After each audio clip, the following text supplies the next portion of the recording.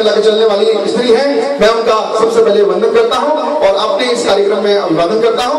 आइए अपने विचार आप सब आम जनता के बीच रखें। श्रीमती मीना जी जैन। और महाराज जी की जय। और महाराज जी के आगे हो तो मैं 2 शब्द बोलूं आम आदमी पार्टी की तरफ से। मैं आम आदमी पार्टी गाजीपुर से काम करती हूँ और मेरा नाम मीना जैन है और मैं शुरू से ही इस आंदोलन से जुड़ी रही हूँ।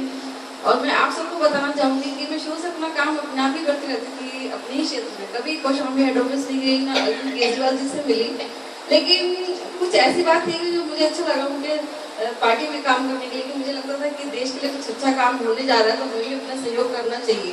24 घंटे में से 1 घंटे या 2 घंटा हमें जरूर देना चाहिए। लेकिन मुझे ताज्जुब तब हुआ कि जब हमारे यहाँ के पार्टी के फाउंडर मेंबर बनने जा रहे थे और उससे पहले मैं ना अरविंद केजरीवाल जी को जानती थी ना मनीष जी को जानती थी, लेकिन मेरे पास एक फोन आता है मनीष जी का कि मीना जी हम आपको फाउंडर मेंबर बना रहे हैं। तो मेरे को उनसे पूछना पड़ा कि ये होते क्या है फाउंडर मेंबर। तो उन्होंने बताया कि हम लोग कुछ लोग मिलकर एक अपनी पार्टी बना रहे हैं, उसमें हम आपको सम्मिलित कर रहे हैं। तो मैंने कहा ऐसी क्या खास बात है जो मुझे सम्मिलित किया जा रहा है। कहेंगे हम लोग को पता है कि आप अपने क्षेत्र में बहुत अच्छा काम करेंगे। तो ये एक मैंने आपको उदाहरण बताया, मेरी तारीफ नहीं है इसमें, उस पार्टी के नेतृत्व की तारीफ मैं कर रही हूँ कि उनको पता रहता है कि हमारे क्षेत्र में कौन शिद्दत से काम कर रहा है, जो देश के लिए काम कर रहा है। और वही कारण है कि मैं इस पार्टी से जुड़ती चली गई और काम करती रही। आज अभी पिछले दिनों मेरे को जिला सचिव भी बनाया गया था गाजीपुर का, लेकिन उसके बाद मुझे मौका मिला दिल्ली में काम करने का, जो कि मैंने तुरंत छोड़ के और दिल्ली में काम करने लगी।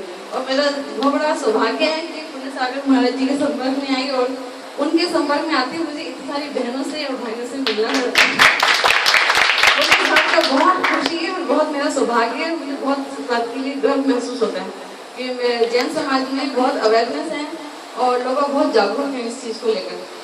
और मैं आप सबसे यही विनती करूंगी कि देश के लिए कुछ अच्छा होने जा रहा है तो उसमें सब लोग अपना थोड़ा सहयोग जरूर करेंगे, क्योंकि ये जो अब लड़ाई जो चल रही है इसको मैं आंदोलन का रूप दूंगी। ये जो राजनीतिक पार्टी बनी है, ना तो मैं कोई नेता हूँ ना बहुत अच्छी वक्ता हूँ, लेकिन मैं आप सबसे एक अपील करना चाहूंगी कि ये जो अब लड़ाई चल रही है भ्रष्टाचार के खिलाफ या व्यवस्था परिवर्तन के लिए, ये आज तो हो जाएगा तो हो जाएगा, लेकिन 50-60 सालों के बाद भी कोई बंदा निकल कर नहीं आएगा जो इस तरह की लड़ाई लड़ेगा।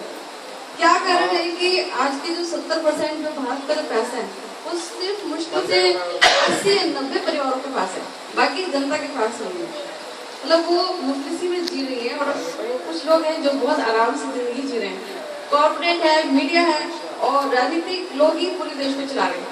क्या आप में से कोई ऐसे लोग नहीं जो संसद में जाकर बैठ सके? क्या IQ नहीं उनकी इतनी जो संसद में जाकर बैठ सके?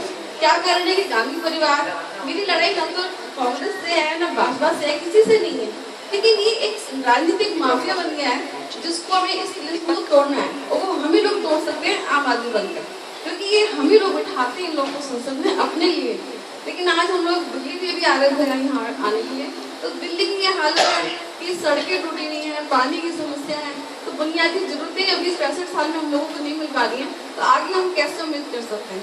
तो आने वाली जो जनरेशन है हमारी, आज तो हम लोग ने तो सर्वाइव कर लिया, लेकिन जो हमारी आने वाली जनरेशन है वो क्या कहेगी हम लोगों से? ये सोचिए कि हमारे बच्चों के जो बच्चे होंगे तो वो पूछेंगे कि नाना नानी या आप दादा दादी आप लोग कहाँ थे उस वक्त जब एक बंदा निकल कर आया था भ्रष्टाचार के खिलाफ के लिए या व्यवस्था परिवर्तन के लिए? हम लोग क्या जवाब देंगे उसको?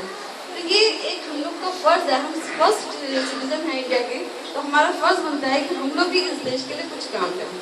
तो मेरी आप सबसे अपील है कि जितना भी जो भी सहयोग कर सकता है इस देश के लिए, पार्टी के लिए, चाहे वो जुड़े या ना जुड़े, लेकिन थोड़ा सा मोटिवेशन लोगों को होना चाहिए और जागरूकता होनी चाहिए। ऐसा नहीं कि जागरूकता नहीं आएगी।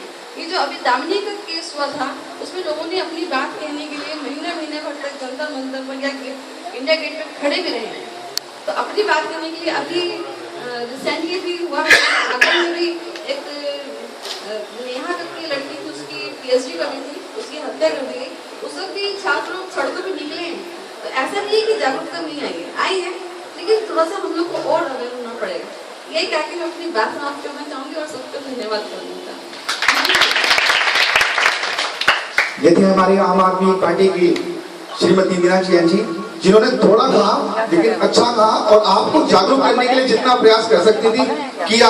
लेकिन आपको ये जानकारी दे दी जाए, अगर आप आज भी जागरूक नहीं हुए तो आपको इतना बता दिया जाता है, क्योंकि मैं अरविंद केजरीवाल जी के साथ लगातार अभी 3-4-5 सभाओं में बोला हूं, उनसे कुछ सीखा हूं, उनसे जाना हूं। और अगर आपने इस बार भी जागरूक नहीं हुए तो आपको बता दूं नदी में क्या होने वाला है इनके साथ, बता दूं 5,000 रुपए पानी का आपका बिल जो कि डिसाइड हो चुका है वो बढ़ के आएगा। मतलब आप इसको मानिए या मत मानिए, 1400 रुपए का सिलेंडर जो गवर्नमेंट पास कर चुकी है वो आपका बढ़ के आएगा। आप चाहे मानिए या नहीं मानिए। आपका जो मैं 5,000 रुपए पानी का बिल कह 5,000 रुपए बिजली का बिल है जो बढ़ के आएगा आपके, और 1,200 रुपए का जो पानी का बिल है वो बढ़ के आएगा। वो आप मानिए या नहीं मानिए, बिल्कुल अरविंद केजरीवाल जी जब आपके शक्ति ने हम यहाँ पे सभा करने वाले आएंगे तब आपको पूरा बकायदा प्रूफ दिखाएंगे कि ये प्रूफ जो है शीला दीक्षित सरकार ने ये पास कर चुकी है। केंद्र सरकार 1,400 रुपए सिलेंडर पास कर चुकी है, लेकिन ये अभी नहीं करेंगे क्योंकि वो समझदार हैं, इलेक्शन के बाद करने वाले हैं। तो आप यदि जागरूक हुए तो ठीक, नहीं जागरूक हुए तो कोई बात नहीं। चलिए अब आप लोग जागरूक रहें, हमारी बस आपसे यही कल्पना है और यही आपसे आशा है।